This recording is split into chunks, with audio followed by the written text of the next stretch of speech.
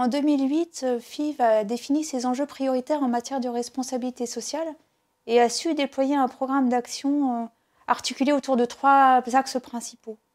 Minimiser son empreinte environnementale et celle de ses clients, assurer un environnement de travail sûr et motivant, et enfin promouvoir un comportement loyal sur les marchés. On peut donner quelques illustrations sur 2018. On peut commencer par le sujet de sécurité, sujet important sur lequel le groupe s'est fortement engagé. Les résultats sont positifs, ils suivent une courbe qui nous permettra d'arriver aux objectifs qu'on s'est fixés dans le programme Ambition 2020. Même si nous déplorons encore cette année un accident mortel chez un de nos sous-traitants. Donc encore un événement qui nous pousse à poursuivre nos efforts sur le sujet.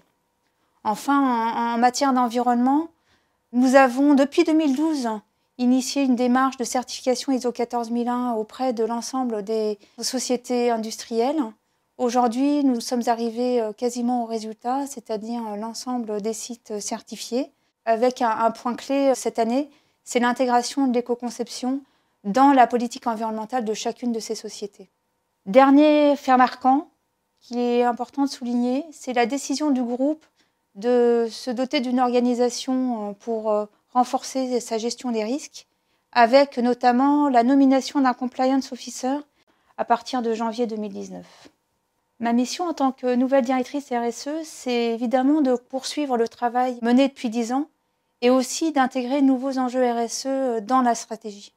Les activités ont évolué, les zones d'implantation géographique aussi, et la maturité du groupe fait qu'aujourd'hui, nous devons nous engager plus fortement sur des sujets majeurs, des sujets sur lesquels nos clients nous attendent, les salariés, mais aussi la société civile.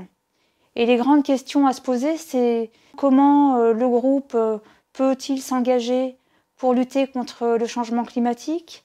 C'est aussi comment mettre à disposition notre expertise et nos technologies au service de l'économie circulaire.